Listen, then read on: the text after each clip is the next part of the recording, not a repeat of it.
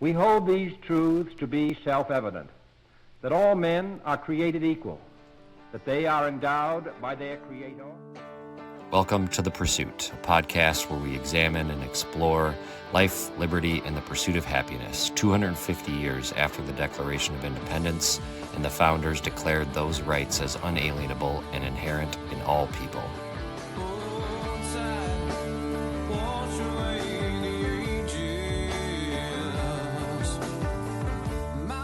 Hello and welcome to episode 5 of The Pursuit at 250 podcast. I'm your host, Chad McKenna. Our guest today is Catton Conlan. Catton is a resident of the North Shore, a mom, a wife, a sister, a daughter. She's a writer and editor by trade, and since 2018 has been the editor of the Labor World newspaper, the oldest labor union newspaper in the state of Minnesota. Catton, thanks for joining me. Really glad to be here. Thank you for the opportunity. That's great. We could put this together. I've been starting each episode sort of talking about how the guest and I know each other. And so my recollection would be that we first met when you became editor of the Labor World newspaper back in 2018. I don't remember exactly when we met, but it would have been somewhere around there. Is that your recollection? It is, although I feel like maybe we would have seen each other at some DFL events before that. Yeah, probably. I knew your name when I took the job and felt like I knew you. But yeah, it'd be hard to nail down the first day, but it's been a while.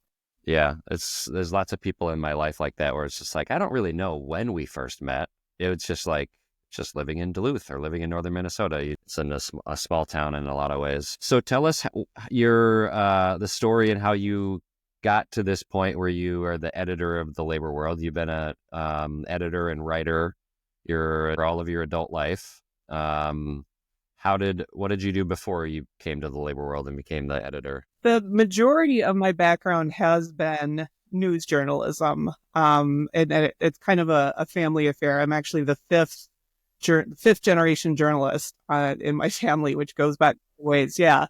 And my dad most recently was the editor of the editorial page of the Omaha World Herald in Omaha, Nebraska. He did that for 20 some years. And so growing up liking writing, it kind of became a thing where it was like, well, that's probably what I'll end up doing. And I've worked for the Minneapolis Star-Tribune for a little bit, the Duluth News Tribune. I worked in Russia for a little bit for an English language newspaper. Before I came to the Labor World, though, I had kind of moved off the journalism path and ended up in marketing for a little bit, content marketing, which takes a journalistic approach towards business issues and then turns it into marketing. And it's kind of a dark side.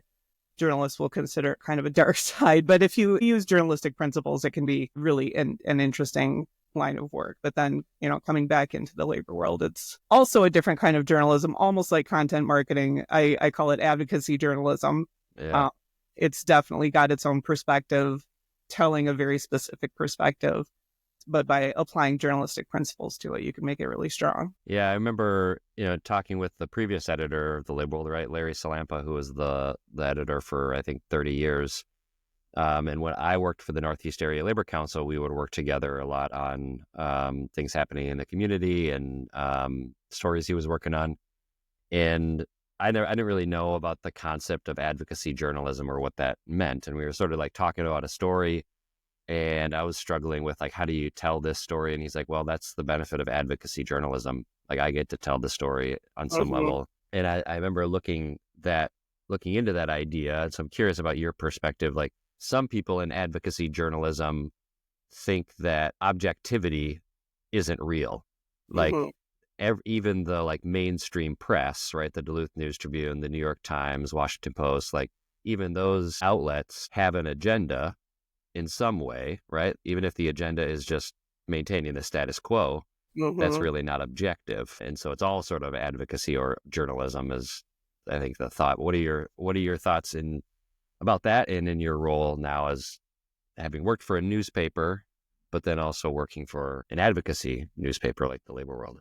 Yeah, that's exactly it. When you have something like, quote unquote mainstream journalism, a lot of people like to think that they can find the unbiased source that will give them the straight story. Any story is going to have a bias, and it takes a lot of work to find out and listen to different voices and decide which voices are giving you what you want to hear, which is dangerous, but also give you a perspective that maybe you didn't have access to, but can provide a different frame on something. It really, the more voices you listen to, the more useful it can be. And when I first came to this job, I feel like I kind of ran into a little bit of hesitancy from some sources when I would go to them to do some reporting on a story. And there was just kind of this feeling like, here comes somebody, Larry did a great job. He was there for a very long time, built up a lot of trust, but did not come from a mainstream journalism background. And I feel like there were times when I would be talking to people and it was like, here's the real journal. She's really going to dig. She's really going to, do a straight, she's looking for skeletons or something like that. And I would tell people straight out, I'm working for the labor world. I'm working for you. I'm trying to tell your story, which is sometimes different than the story. And it can get messy. It can open yourself up for accusations of bias or favoritism.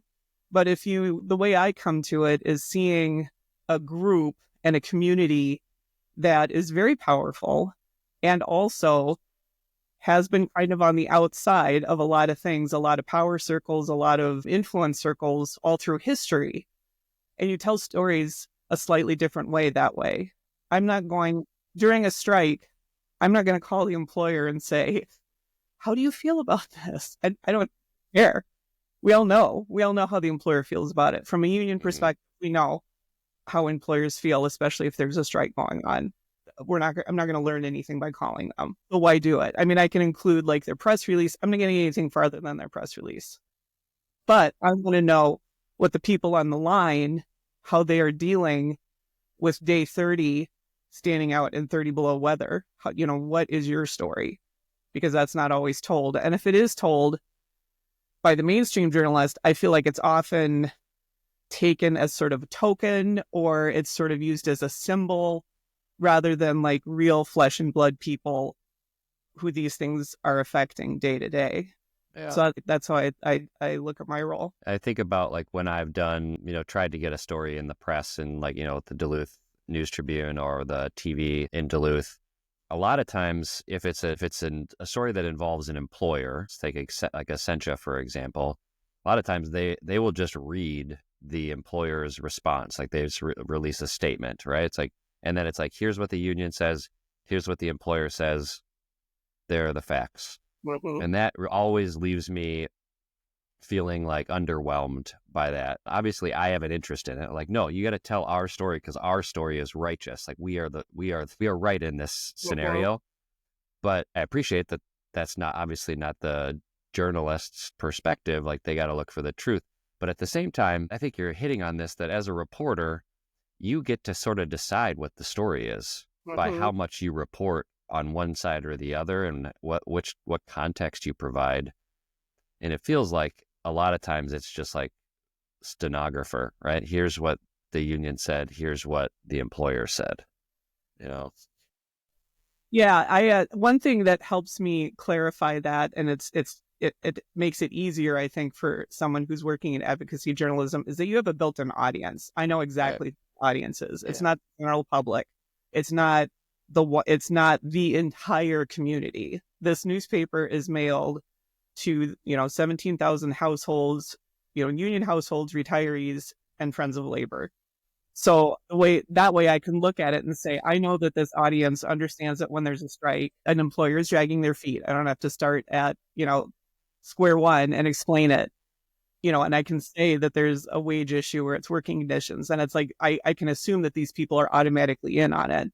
So then what does the storytelling become? It becomes the day-to-day stories, the experience on the line across any story, not just a strike story. But it's like there are things I can do away with because of that, because I've got this audience, this self-selected audience, essentially, that it's and I think a lot of advocacy publications can do that, whether it was, in the past, cultural or language or ethnic groups that had their own newspapers. It was like this, by us, for us. That's kind of the approach I try to take. So I want to talk a little bit about that sort of structure of the newspaper. And for those that aren't familiar with the labor world, I want to read a little bit of a history just to sort of set the tone for people that maybe aren't super familiar with the labor world.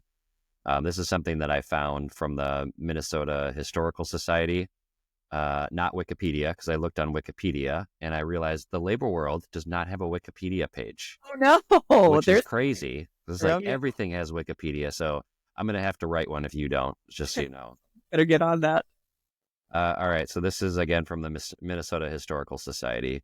The Duluth Labor World stated in its founding issue on April 11th, 1896, that the paper will pat no one on the back to gain patronage or support. The labor question will be handled without gloves by the labor world, and if need be, with a knife in hand. These strong words were penned by founding editor Sabry Aiken, a self-described socialist who would fight for the cause of working men and women in support of labor unions throughout her life. The first incarnation of the labor world was published as a bi-weekly 20-page publication in magazine form.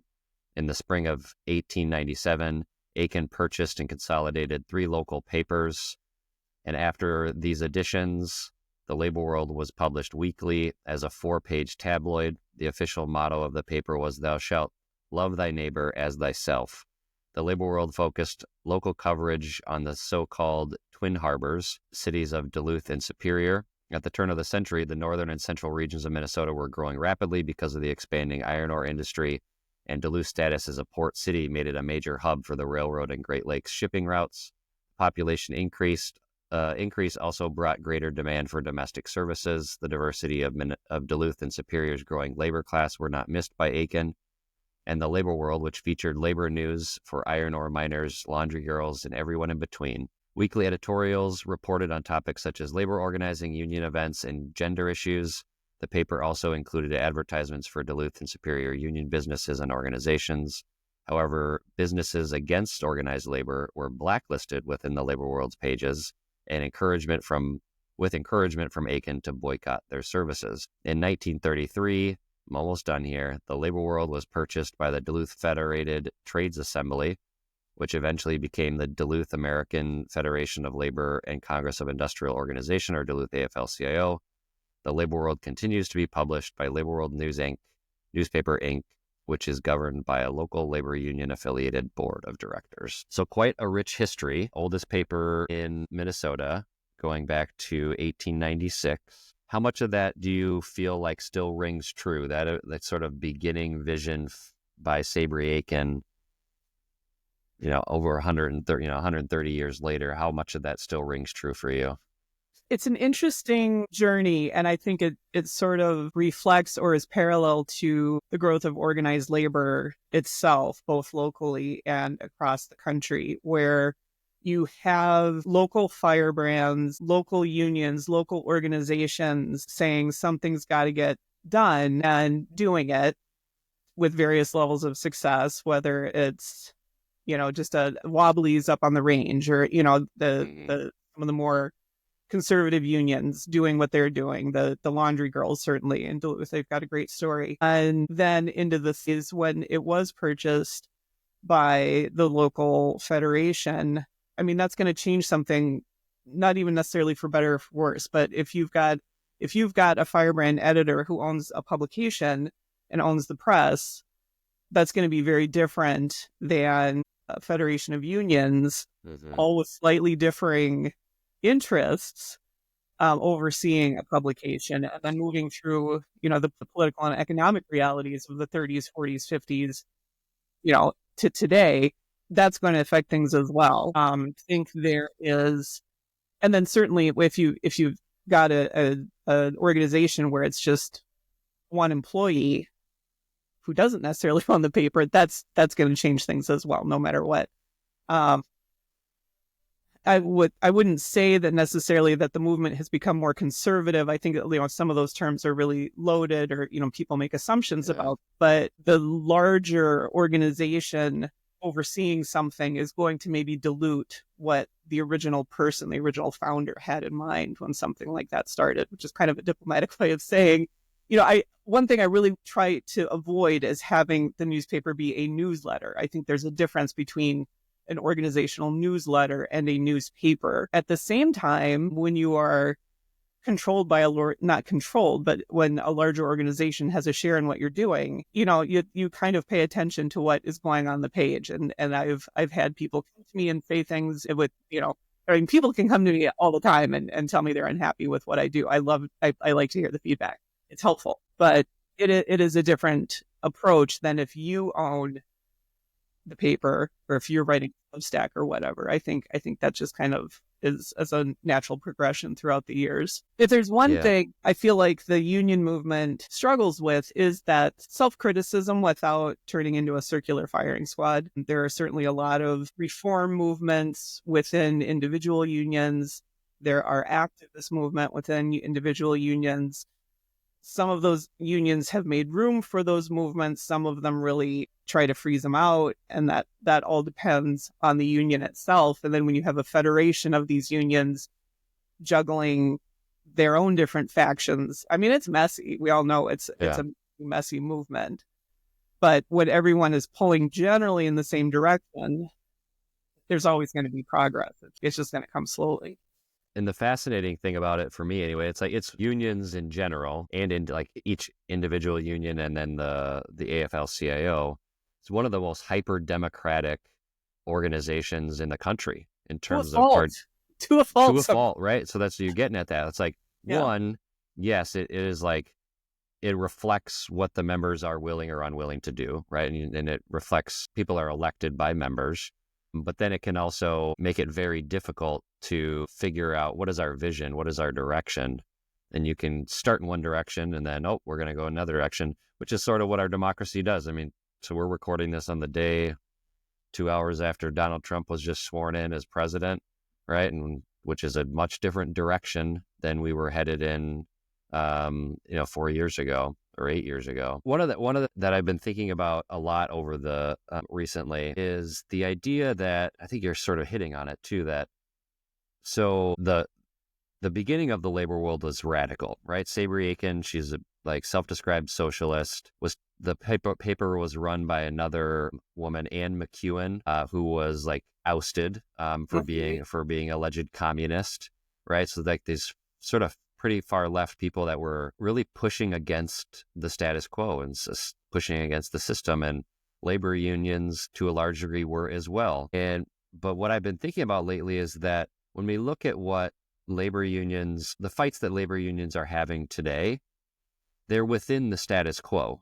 Right. Right. And so many labor unions, if not all, are inextricably tied to the current system. Right.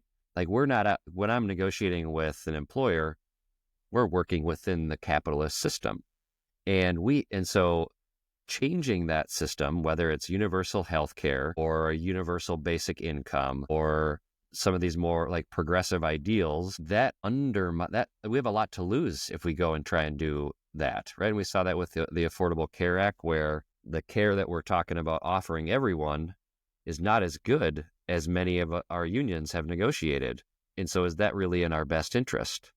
What are your thoughts? Totally, especially with the ACA is exactly the thing I think of, because not only was the concern that the ACA was not going to offer a level of care or access, as good as what some of those legacy unions have, it takes away this enormous bargaining chip. I mean, it is huge. Healthcare has been used on both sides, but whether it's employers asking for concessions in healthcare or unions foregoing wage increases for increased healthcare coverage, that is an enormous bargaining chip. And so it's not only just the quality, but the fact that it exists itself. And I personally, and I don't have any evidence for this, but I personally believe that there were unions out there that were concerned, really felt like that was going to hamstring some of their efforts to both organize and bargain, rather than exploring, well, what are some other things we can, what are some really radical or really, really out there ideas that we can bargain? Because you can bargain anything. You just have to think of it and you have to figure out a way leverage it. So that was one thing that really struck me in those days. And then you're absolutely right. And I remember, and you probably do too, is during those ACA days, there were people saying, unions are pulling backwards. Unions are holding this concept back. There was this concern that there were some unions who were, against the ACA when it wasn't exactly that. It was, can we make these carve-outs to protect what we have fought for and what we have gained through that? Cadillac plans. Yeah. Right, exactly. And I don't feel like either the Democrats or the unions were very good in communicating those concerns. And it turned into greedy unions, or, Cadillac plans and that kind of thing. It was easy to tag terms on it. But that is certainly a struggle. Like your wider point stance is that if we were working within a system, we were limited by it. And if these barriers are put up at a certain distance, we've got a for-profit healthcare system and we can't move past that.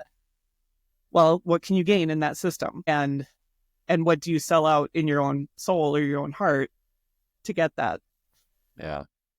And I think so that's what I've been, as someone, fully engulfed in the labor movement for 16 years now, thinking a lot about that and how do we get past this?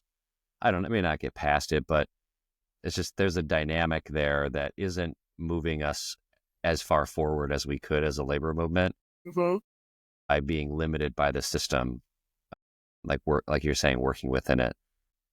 And I don't fault my union or any union for doing it. I mean, we're fighting up against a system that wants unions to go away, right?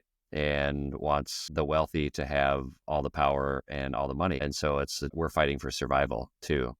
So yeah. I think some of it, if I can just jump in, I feel like some of it, and this sounds really glib, but I do think some of it is generational in that the people who are leading our unions right now, and I'm going to be speaking very, very generally and don't want people to make assumptions about when I use these terms. We have the boomer generation, which was this enormous generation that came through the workplace, made a lot of gains, enjoyed a lot of gains, and then faced contraction, deregulation, stagnation, and active destruction. And so the people who were left in those positions were like, okay, we got to hold on to this. How are we going to hold on to the gains we've made for our members, for ourselves, for our unions? And when you go through the 70s and 80s doing that, and then when people, I'm assuming you're Gen X, people our age, enter the workforce. I'm a Zennial, so are you right okay? Between sorry. the millennial Sorry. and Gen X. No, Sorry I'm a Zennial snowflake. But when our generation comes through, we come into this workplace where our leaders have been through some really difficult times after some really good times. And we are told, here's how you settle. Here's how you get the money without rocking the boat. Here's how you don't ask for too much, because then they'll turn around and cut the whole department. That kind of thing. You just got to stay on the field. Very generally speaking. And I think that's why you see a resurgence now among younger people, younger than us in the movement, is they're saying, we have heard all our lives about these great things the labor movement can do. We come into the workforce. We have leaders who are afraid to let go of anything. We have, our generation that has not been mentored fully into leadership because of that. And then this generation under us or younger than us comes in and is like, what? We've heard so much about this. Where's it going? Why are we not fighting? And I think that's why we see a resurgence of new ideas, internal reform efforts and those kind of things. Again, very generally speaking, it happens, and you see it in different industries and different parts of the country. But I think that's part of where it's coming from. And that's the thing. I mean, the labor movement is very dynamic. You have like unions that operate differently and are in different industries and have different relationships with employers. And I've heard a number of employers over the years talk about how this generation, our generation, isn't going to stay in one profession, in one job for an entire career anymore. And so that's sort of their justification to like chop off the top end of the wage scale, right? It's like, we don't need a 25-year step anymore in our wage scale because no one's going to stay here for 25 years. So let's just top it out at 10 years. And my response is always like, this is a chicken and the egg. Of course, people aren't going to stay at your company for 20 years when you stop investing in them. And that investment is what gets you that loyalty, right? That you have a defined benefit pension, that you have really good health insurance, that you know that you have that 20-year, 25-year step increase. When you take those things away, what's the incentive to stay with a company, right? And I think about the number of contracts that have been negotiated in different industries that have two tiers, right? You have the newer workforce and the older workforce, and difference in pay, difference in benefits. And that is feeding that lack of loyalty and that lack of like, okay, I know what my purpose is to do this job for my lifetime. And I don't fault necessarily the leaders that made those decisions, because as you mentioned, after the huge boom economy in the middle of the last century, then things got really hard. Right. And then the beginning of the 2000s, like things were really hard and people have to make tough decisions, but those tough decisions have long consequences. And I think our generation is seeing that now, because we're saying like, what's the benefit of this? Yeah, we certainly saw that with the Teamsters at UPS getting rid of the two-tier. That was a huge, just an enormous victory. Yeah. To do that, because that's one that once you make that concession, it's so hard. And the UAW did too, didn't they? I think in this last contract. Yeah, they did it, but I feel like it was in certain properties or certain positions, but I could be wrong. But yeah, again, so these legacy unions, clawing back what they had given away in these bad times just to stay alive, which is another thing to be really hopeful about. But you're absolutely right. When you make those concessions, you may keep your organization. It may be something you need to do to keep your organization going, but you are definitely going to lose people in it who don't feel valued or who just don't see the long-term planning. It's very hard to look at long-term planning in an organization when you're trying to buy food for your family. And we run into that in politics. We run into that in, certain candidates that kind of run into that in a lot of different ways. But yeah, giving things up to stay viable is such a dangerous move. It's at the same time, I'm glad I'm not the one making those decisions. Sometimes it is hard to know what to do. You're right, though. It is really encouraging to see unions like the Teamsters and like UAW really starting to claw those things back. I think the UAW, even within not necessarily the automotive industry, but like I think at John Deere did a similar sort of clawback when they created the two tiers and then got rid of them. Because I honestly never thought those would come back, and we'd ever get rid of those two-tiered systems. And so I would agree. That's really encouraging. Another thing I want to read, this is from Dick Huddleston's book By the Ordox, which I think is the quintessential definitive history of labor in Duluth. I want to read, it's actually at the very end of the book. The revitalized labor movement in Duluth is deeply indebted to the many men and women who have given their time and energy. Some of these activists lack personal roots in Duluth, and it took their conscious planning and enormous effort to achieve what has been accomplished. But seeds must be sown in fertile ground. It is the fertile ground that is the real legacy of immigrant labor movement in Duluth.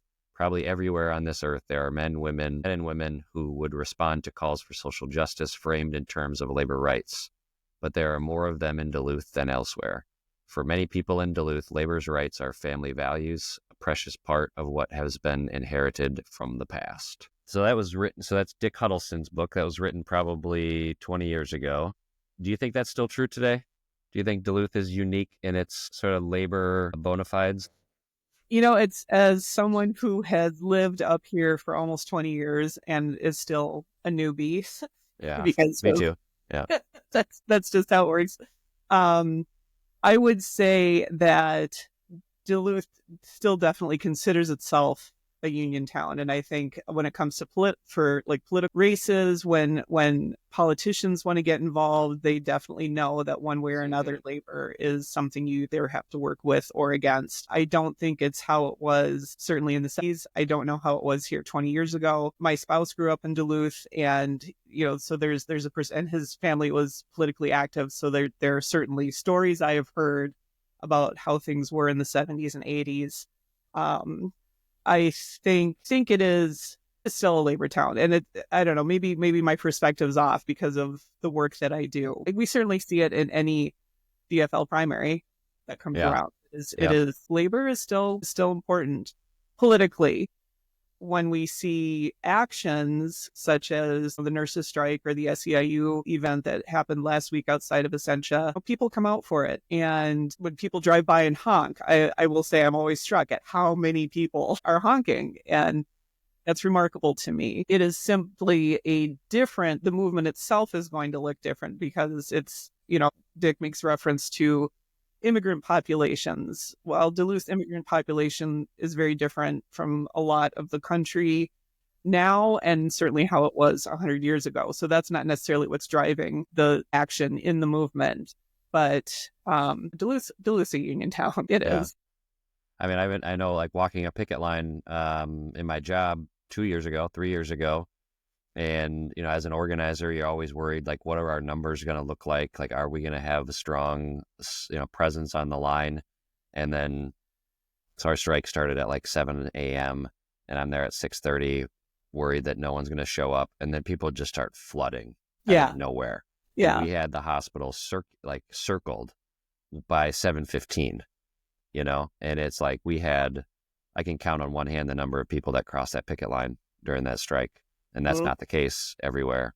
And so I think that with the other thing, one of the aspects that I just really love about Duluth, and that I think is a really big asset, is that Duluth is still a really small town in a lot of ways, right? Like, everybody lives 10 minutes from where they work, right? Maybe not everyone, but there's most people. And everybody, or your kids go to school with everybody, and there's just that tight-knitness of a small town while also being a big city, which I think helps really keep the labor movement moving forward, because the labor movement ultimately is about connections to people, right? You've got to be really in a very specific type of community, smaller community in Duluth, to not know someone who's a member of a union. Yeah, right. Because of the education hub it is, the healthcare hub that it is, the city and county government. It's got a federal building. And it still has, a not tiny industrial base. It's certainly been gutted over the last 40 years, but we still have railroaders and, the shipping industry, the port workers, some light manufacturing and that kind of thing. It's everybody knows a union member in this town, whether you know it or not. All right. So I wanted to talk about the pursuit of happiness, right? So I thought about, what guests do I want to have on the show, and like, what is the angle, and like trying to look at this through a lens of democracy, democratic values, and that life, liberty, and the pursuit of happiness. And so I thought of you as for two reasons. One, there's the journalism aspect of it, because the journalism is an important component of a functioning democracy. And then also the labor movement is an important component of a functional democracy too. And then I asked in your questionnaire about your thoughts on the pursuit of happiness and what that means to you. I'm going to read it back to you, and then we'll talk about it. You said, so I asked, what does the pursuit of happiness mean to you? And you said, to be honest, I'm cynical about the phrase itself because of the context around who wrote it, for whom they wrote it, and why. I believe that people find it easy to imagine what the pursuit of happiness looks like for themselves, and find it extremely difficult to imagine or accept what that might look like for others. I also get hung up on the phrase using the word pursuit instead of achievement or achieving. Is it achievable? Is it supposed to be? So tell me a little bit more about that. So first, about the unease about the context of who wrote it, for whom they wrote it, and why. Yeah, I know. It's when you asked me to be on this podcast, I was like, well, I need to look at the phrase, the pursuit of happiness, and we know what it is, but then I was like, I'm going to sit down and read it again. And when we think about, who wrote it and why they wrote it, it was a very, very small, select group of people, demographically, politically, their background, and what they were hoping to achieve. They were, like so many things, they were hoping to set a status quo for people like them. There may have been people who were thinking bigger. There were certainly forces and discussions that they had. But when that document that so many people want to see as a static document was written down, these are the words they used, and this is who was writing it. So I guess, maybe cynical is too strong a word, but it's, for me, I do not look at the founding documents of our nation as a guidepost for my own journey. I do believe that everybody is trying to get by and achieve a level of happiness. But there again, I use the word achieve and not pursue. Well, yeah. And so we'll talk about that, because I think I have some thoughts on the pursuit part of it. But what I've been really struggling with too is exactly what you're hitting on, of like, I'm really fascinated by our country's history, fascinated by the writings of around that time of the Declaration of Independence and the Constitution, and then how it has evolved over time. But also I'm embarrassed, like it's shameful that like the conditions under which our country began. And so I've just like over the last probably 8 months, just sort of trying to rectify this idea that I both love my country and am ashamed of it. Right. And I've learned, like, there's this definition of, forget who said it, but the quote is like, the definition of high intelligence is the ability to hold two thoughts in your head at the same time, or two conflicting thoughts in your head at the same time. I don't know that it's high intelligence, but I do think that there's an element of wisdom in that, of being able to say, yes, the beginning of our country was deplorable, and it's said about this system that brought us to today that has created immense wealth, prosperity, and justice, but is not done, right? And then the other thing is the idea of pursuit. So interestingly, the colonies were all doing their own like declarations at the time, right, back then. And one of the declarations was the Virginia Declaration of Rights. And they said pursuing and obtaining happiness, not just seeking it. I'll see you there. Right. But then there's also like, I've done some, read some stuff about what that pursuit of happiness meant 250 years ago, and that they weren't talking about chasing it, that they were talking about like, there's an element of freedom in it, that you get to pursue your happiness, whatever your happiness is. Like the government's gonna, if we believe that everyone is endowed with life, liberty, and the pursuit of happiness, then we're going to create a government that's going to ensure that. And then you get to go do it.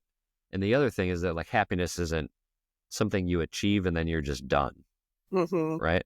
It evolves, right? We have different phases of our life and different interests at different times in our life. And it's sort of a journey, I guess, is the way I look at it. And not like, oh, I just want to pursue that one, I need to get that nicer car, or, a bigger house, or this one thing that's going to fulfill me, So that's the way I think about it. It's certainly happiness, because I was thinking about that too. Happiness probably had a different a different definition, or, they had a different understanding of what happiness was. Yeah. And when you talk about holding the two disparate ideas at the same time, I think Jefferson is certainly like the example of that, where this man just comes up with these incredible ideas that have never been really articulated, or if they've been articulated, they weren't articulated as we should build a government on this. It was just, wouldn't it be nice if people were like this? If I think about the pursuit of happiness for Jefferson, this man who was very wealthy and lived this gentleman farmer's life and thought, let's make I'm speaking very simply, but, let's make a form of government for gentlemen farmers without a king. Well, that's pretty easy to achieve, I think, for Jefferson. And sure, it's not, right. It's not a useful metric for a lot of the rest of us. At the same time, I truly do not want to discount, as I said, some of those ideas that were articulated and said, what if we did this? What if we tried it this way? And to their credit, or to the luck of the nation we have now, there was enough room in there, and the size of the democracy that we elect to wrestle with these questions in the constraint of these guidelines is large enough that it has, to this point, not been a total abject failure, which, we're still a very, very young country. The strides that we have made, the progress and the destruction of some people that we have achieved in that time is incredible. And so to be having this conversation on this day is certainly, the irony is ironic. right?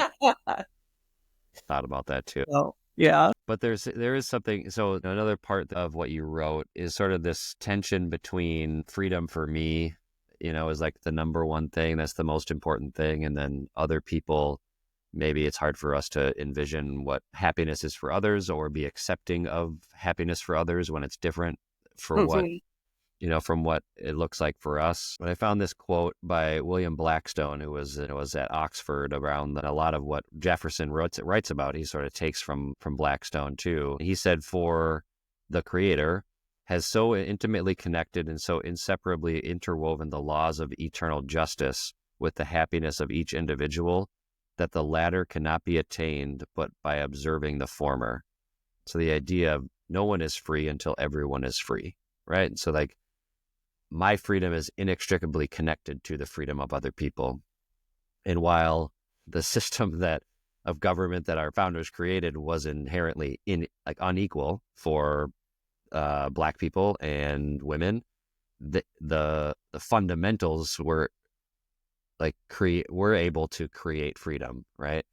But I'm wondering how much of that is still alive today. Like, it's still alive today, I think, in the labor movement, where this idea that my freedom is connected to your freedom and we all do better and we all do better, right? But I worry that it's not in broader society. It's not in our, as ingrained in our civic sort of institutions, and which is why I wanted to do this podcast to begin with. So for me, I don't know if this is the answer, but this is a framing, and I can't remember where I originally saw it, but I have found it very helpful in wrestling with some of this stuff. And I think the reason that we find that so difficult is because this country was built on white supremacy to uphold white supremacy, even though it is not said in those words. It doesn't say, let's all go join the KKK, but what it does protect and uphold is white supremacy. And because of that, even if we are in a movement that is trying to make things better for everybody, until we wrestle with that, and we've seen it in every election in this century, is that there will always, and going back 50 years before that, into the civil rights movement, there is an urge to go without as long as the right people also go without. I don't want healthcare if it means poor people getting healthcare, Black people getting healthcare, my gay neighbor getting healthcare. I don't want it if that means this other person gets it. And that's what white supremacy is when I see people, you see a lot, these people are voting against their own interests. And I don't ever agree with that. If someone is going to take the effort to vote, they have an interest and they are voting for it. And that interest may be keeping their neighbor from achieving happiness, because that is the biggest motivator that person has. And that is for me, that is the greatest challenge we have, both within the movement. If you're in a different organization, whether it's your church, your civic group, your book club, any of it, those are the things that we really have to wrestle with. It is making people understand, wouldn't it be great if you don't have to worry about healthcare, if there's government healthcare, whatever model you want. But yeah, that's going to mean that the people you don't like, and I'm not just talking about racist people, it means that people I don't like, people who I think are voting in terrible ways to hurt other people, they're going to get things that I think are important. I have to be okay with that. They have to be okay with that. And there's a lot on our side, on the left, where we like to do, kind of cultural snobbery or I want these people to hurt. I don't feel sorry for them anymore. Okay, well, do you want them to have universal health care or not? They're going to get it. If it's universal, they're going to get it. Yeah. And that is a terrible thing we have to get over and wrestle with. And I don't know exactly how to do it other than starting to talk about it. That these are the wider, when you talk about, we work in these organizations within the status quo. That's what the status quo is. And it doesn't mean we need an armed revolution to get out of it, but it means we really have to start thinking differently and start wrestling in a different way with some of these issues. And really start talking about it. I think you're right. I mean, that it's not start talking about it because people talk about it, but just continue to have the conversation Because I know that some people that in my life, family and friends who would sort of shun what you just said about like white supremacy, and like, I think the language when they hear white supremacy, they think KKK. Right, They're like, right. well, I'm not in the KKK. So what are you Exactly. talking about? I'm not a racist because I'm not in the KKK. I'm not a white supremacist. Well, and I think what in order to break through that, you have to have the conversation of like, okay, let's talk about what white supremacy means. It doesn't mean you wear you're in the Right. KKK and wear a white hood. It's not what it is. But we sort of say that, and then the conversation ends. People get defensive or don't want to understand, and we We have to talk about certainly, it. yeah, we certainly ran into this, not we personally, but like the left ran into it during when the phrase critical race theory Yeah. escaped academia and got into the wider population. Critical race theory gives us a language to talk about that, but we're not good at it, and we have to keep trying until something sticks. But yeah, that's the problem with the phrase white supremacy. It does not mean I think you're racist, and that's what people hear. And I feel like sometimes it would be helpful to have a space to say, I have these thoughts and they feel racist, but I don't know how to wrestle with them. I was part of a Blandon project several years ago. It was addressing poverty in a small town, and there was a lot of capacity building and just really hard but good discussions about some of these topics.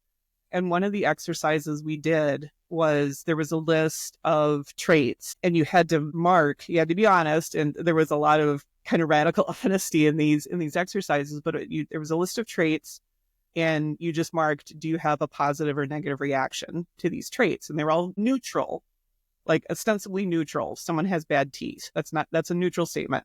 Someone has expensive clothes. Someone is Black. Someone is a woman, that kind of thing. And then we paired up and talked about our reactions. And I was paired up with someone from an industrial union, a retiree, who just looked super blue and said, Catherine, I think I'm a terrible person looking at this list. And because he had marked, the reaction that he would have if I saw someone like this, what's my first reaction? And I was like, don't always know what to say, but I was like, this doesn't mean you're a terrible person. What this means is you're having a reaction. That's all. What means you're a terrible person or not is what you do with that reaction.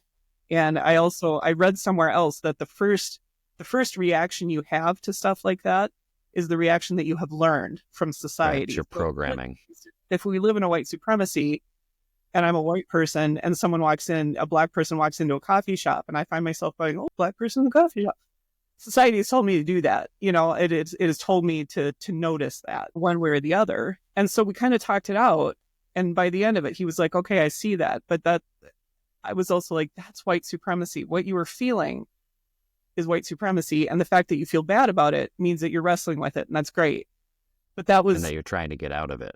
Right? You're trying to get out of it. Recognizing it is the first step. Right. Exactly. But that was this was Blandon Foundation pouring amazing resources into a very small group of people over a long period of time. And so even though I came out of that discussion feeling really hopeful and like glad about it, and this other person did as well, to scale that's the challenge, to scale that and to make it graspable. And that's where I feel like, to bring it around, I feel like it's really easy to rely on our founding documents, and today too being MLK Day, it's really easy to rely on just like, let's read his I Have a Dream speech instead of really wrestling what he is truly calling for in some of his letter from Birmingham jail and those. Let's really look at that, because that is what he is saying when he is saying he's disappointed in the white moderate. Yeah. MLK it's always, I remember Steve O'Neill. He has a memory of Steve O'Neill, right? Former county commissioner and organizer in Duluth. And yeah, I was raised with a very whitewashed history or version of Martin Luther King Jr., right? It's like, you can't really disagree with what he's saying. He's saying that racial segregation is wrong, that treating people differently because of the color of their skin is wrong. And he's a great man for it. And then when I started really like reading what Martin Luther King was saying and writing back then, and I remember Steve O'Neill one time saying at at an event that was honoring Martin Luther King, that we have to stop remembering him as this nice social worker, I think is what he said. He was a radical, and people did not like him because he was a radical and he was saying some very radical things that now we just take for granted, right?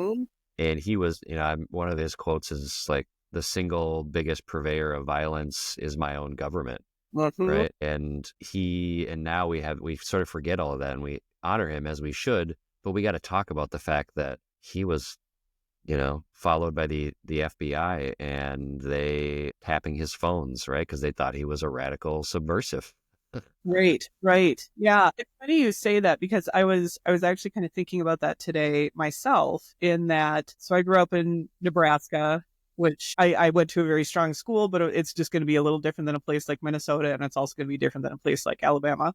But my understanding of Martin Luther King, and specifically the March on Washington, was that he had some great ideas and he gave a speech. Chad, it is really only in like the last 10 to 15 years that I have learned, oh, wait, hold the phone. Walter Reuther was an organizer at that speech. The labor had a huge, huge role in it. Hollywood had a huge, huge role in it. These photos of, Paul Newman, Walter Reuther, Martin Luther King standing there all together, Bob Dylan, and it's like, everybody was involved.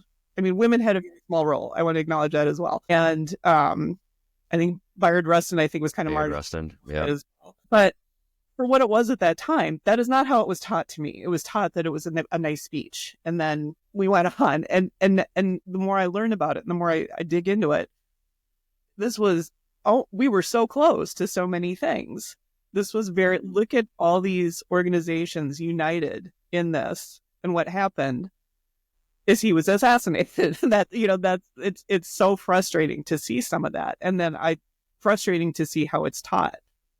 Yeah. By design. Yeah.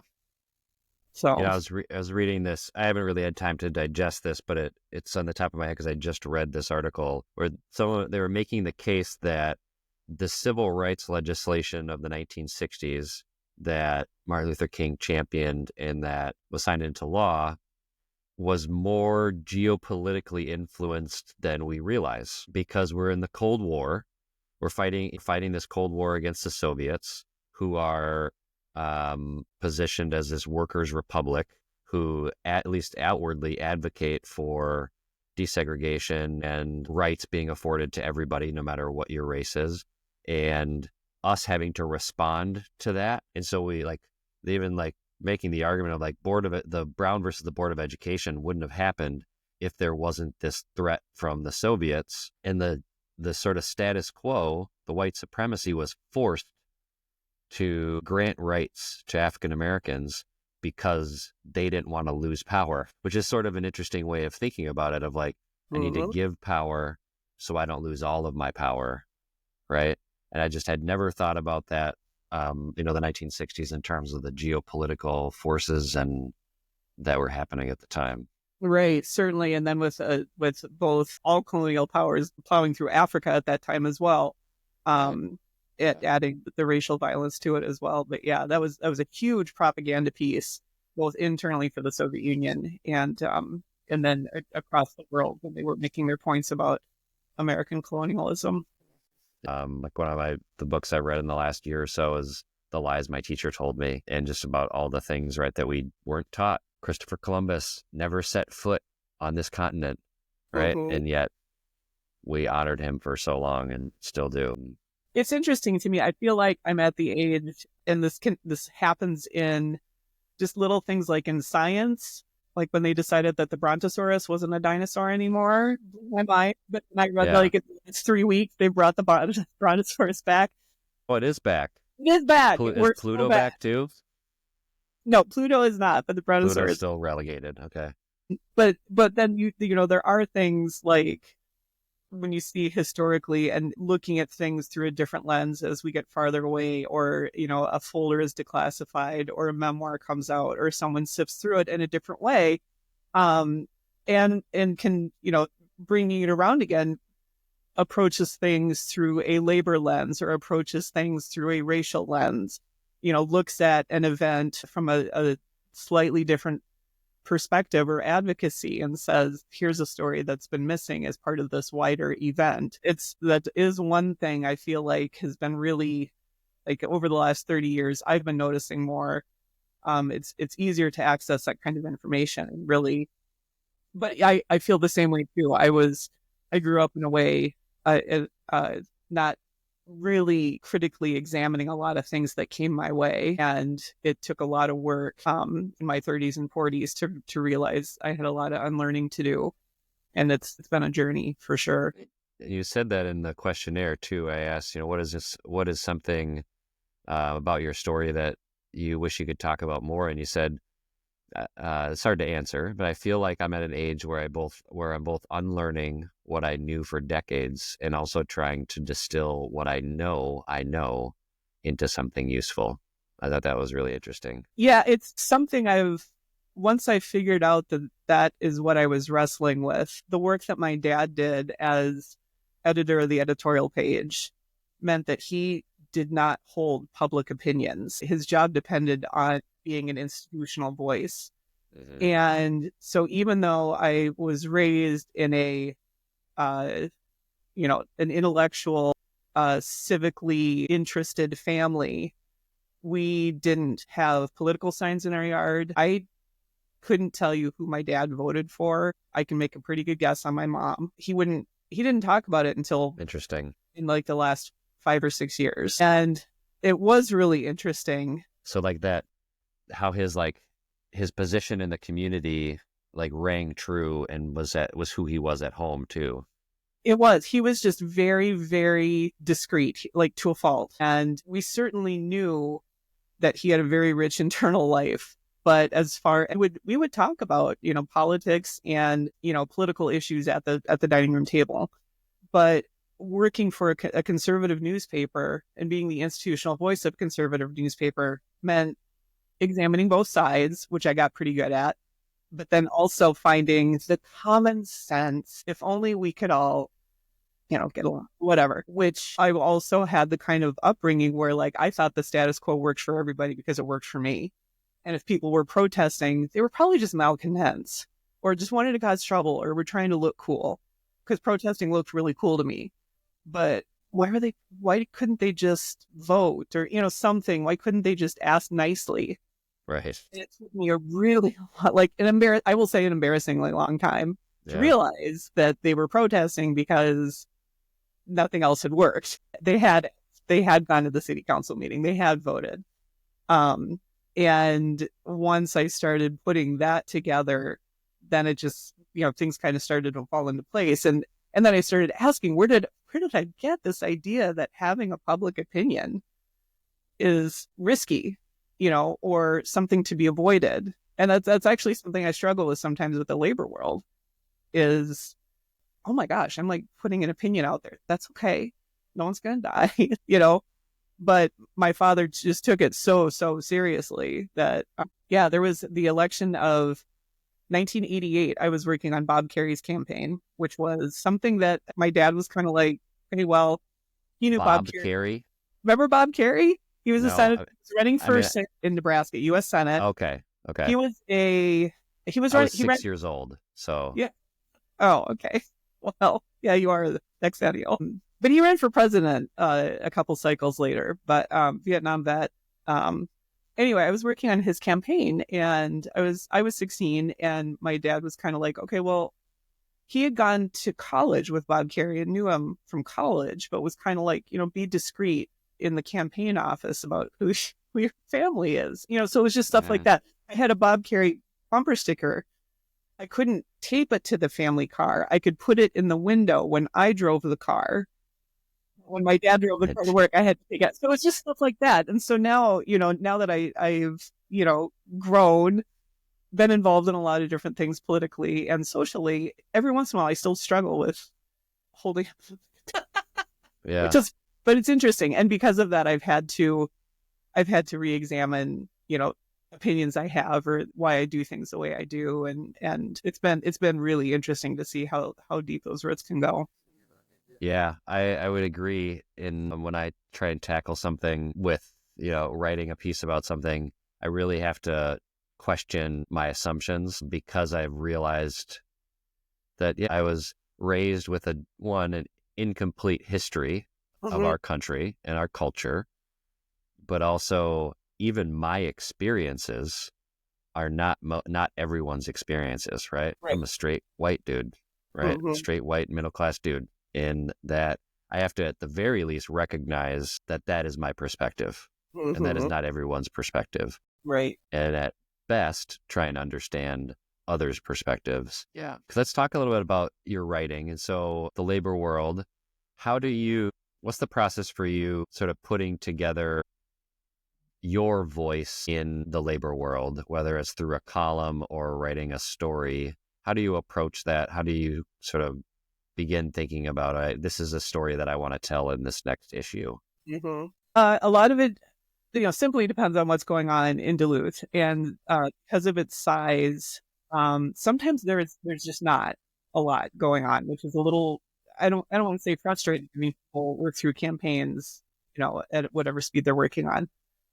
And what I see the labor world as is a vehicle to get information, first, about what's going on in Duluth, second, what's going on in Minnesota, and then thirdly, what's going on nationally and internationally. I assume a lot of the readers are not looking at the internet for their news. And so I try to put in a good mix of, here are the big national stories, like the Teamsters, when they got their contract, national politics, what are unions saying about Biden or Trump or whatever, and then kind of bring it back with that same field, looking at what's going on in Minnesota.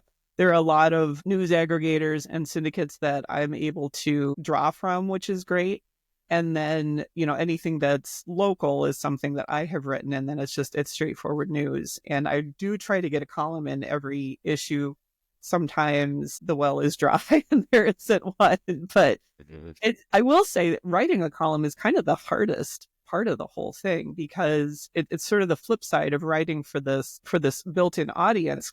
If I assume we're all on the same page, how do I write a column about something? You know what I mean? I don't need to convince them of something. When it's November, I shouldn't have to convince them to vote. Should is a loaded term. We shouldn't have to do a lot of things. So I do write about the importance of voting, and Sure. You're on the same day and that kind of thing. I shouldn't have to tell you that supporting someone who's out on the line and not crossing the picket is important.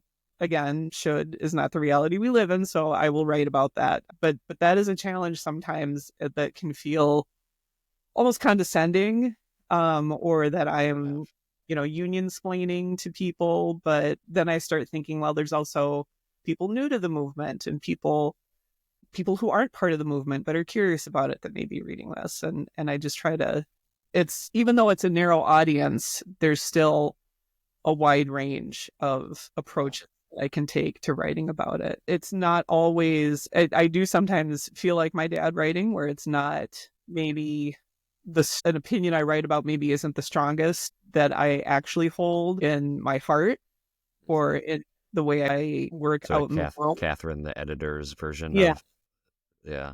Exactly. Because I do take my role as serving this community very seriously as well. I can't berate the community if I think something should be done, and that's not necessarily in line with the mainstream union movement, whatever it is. I try to balance that as well. So Labor World is the oldest labor paper in the state, one of only a few that even exist. Papers are going by the way of the dodo. On the News Tribune prints twice a week. Twice a week.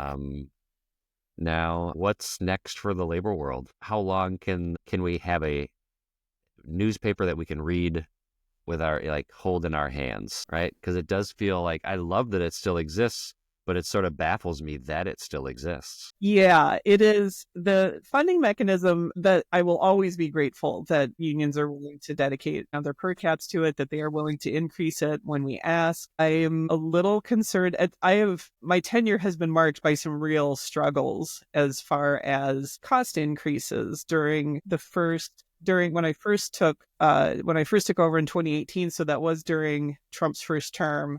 During that time, he instituted a tariff on newsprint, which increased our cost by like 20%. And there were several really difficult postal increases. And then even after 2020, when Biden was in office, the post office... Hold on. I thought tariffs are supposed to bring the price of things down. Right? That's what I heard. Isn't that crazy? You know what? It just happened that way. Who knows why? Okay, sorry.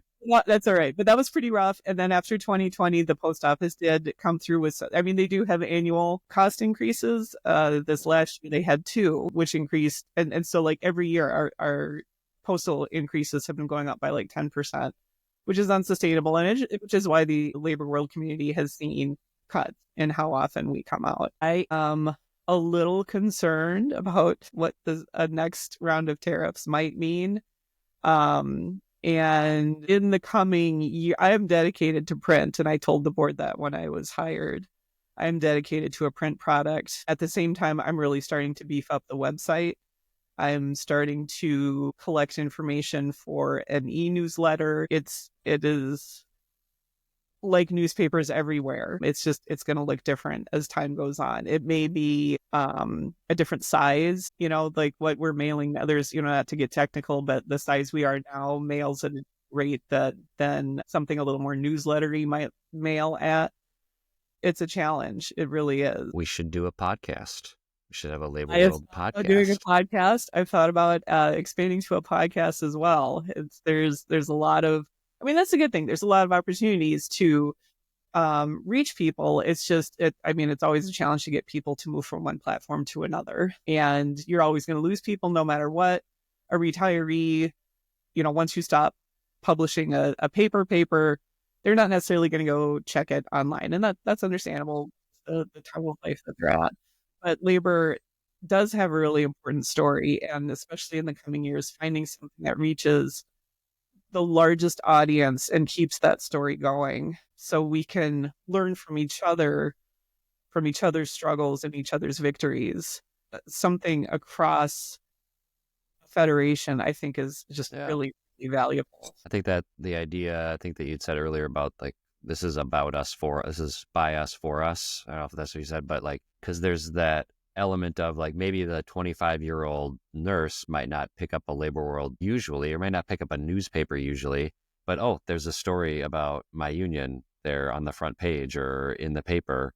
There's an interview with my coworker, and that would be true with any profession, right? And so I think that's the hook that I think has made it survive so long, is that people see themselves in it, even if we're moving away from this medium of newspaper and how we consume news, still relevant. Yeah, it is always kind of charming sometimes when I deal with some of the unions and they are just so pleased, or, what it kind of comes back again to, here's the real newspaper lady. Is she going to be okay with getting this photo? And then, yes, please, let's get that out there. We want to show the cool things your union is doing and that your members are doing.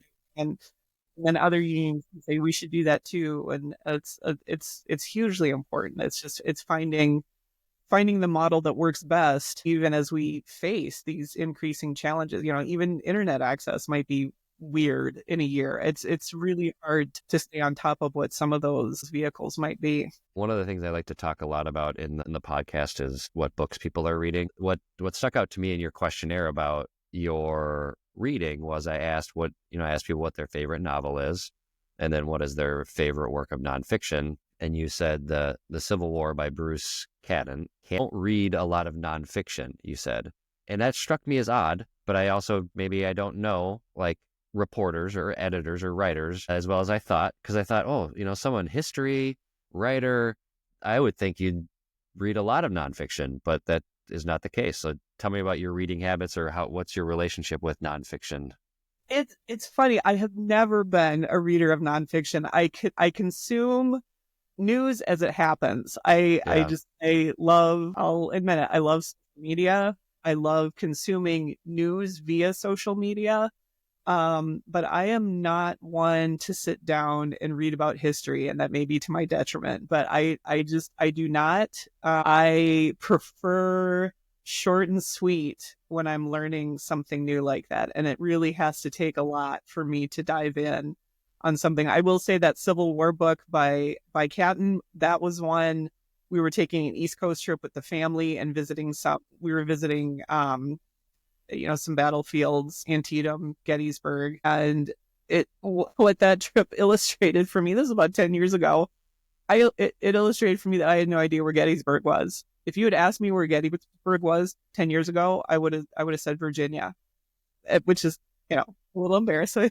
And then it was like, oh, I really should. Again, it was one of those, I understand the concept of the Civil War, but I don't understand the Civil War. And this book was a really great dive into that. I now know it's in Pennsylvania, and visiting it. But then I'm not gonna lie, I was pretty old before I knew that too, because I would assume that too. It was like, oh, Gettysburg was in Virginia or North Carolina, somewhere in there. Yeah. And it's just so funny because then you learn it and you say, oh, my husband's kind of a Civil War buff. And I said, well, I thought he was like, that's the high watermark of the Confederacy. And I thought, well, I thought it meant they had a good day. I don't know. Was he like, you've thought this their whole life? How? Yeah, that's hilarious. And then I was like, okay, do you have a good survey book that can get me up to speed? But what was shocking to me then is how early Gettysburg was in the Civil War. Like, and then you start putting things together and that sort of thing. Journalists, I think, do that. Like, you do have to kind of be fluent in being able to ask intelligent questions when you're interviewing someone. I feel like I could ask intelligent questions about the Civil War, and I probably would not have given away that I thought Gettysburg was in Virginia if I were interviewing someone. But you kind of learn how to get like a top level understanding of something, sure, and then let the other person dig deep, and then as they talk, then you can kind of get into something like that. So I do not read deep dives into historical events generally. I don't know why I've never gotten into that habit. I was a Russian language major, so I didn't do a lot of history reading in college. It was just sort of, I thought about being an English major, so I had to do a lot of lit reading. It's fun. I can relate. I mean, until in the last 5 or 6 years, probably, I couldn't read nonfiction. Like I couldn't stay focused. I would fall asleep. Mm-hmm. I just couldn't do it. Like I mentioned the By the Ordocs. Took me 4 times of trying to read this. Dick Huddleston's a great writer, but I just can't keep my attention on nonfiction. Yeah. So I can relate. An easy nonfiction read that I have in front of me, so I'm just going to mention it for you and our listeners, is this book called Adrift. Okay. By Scott Galloway. The nice thing about it is it's a picture history of the last century through the medium of charts and graphs. That's his thing. But it is fascinating, like the picture that it paints of looking at income inequality, looking at the number of strikes that happen, looking at investments in the stock market and who owns stocks in the stock market, and all these correlations of things that have happened over the last century. It's fascinating and an easy and sort of fun read, so I'd recommend it. Well, Catherine, we should probably wrap up and let you get on with your day. Thank you so much for joining me on the podcast. I really appreciate it. My pleasure. This was a good talk. All right. Well, have a good rest of your day. You too. You take care, Chad. All right. Bye-bye. Bye. The Pursuit at 250 podcast is a production of Cool Cousin Studios. It is hosted, produced, and edited by me, Chad McKenna.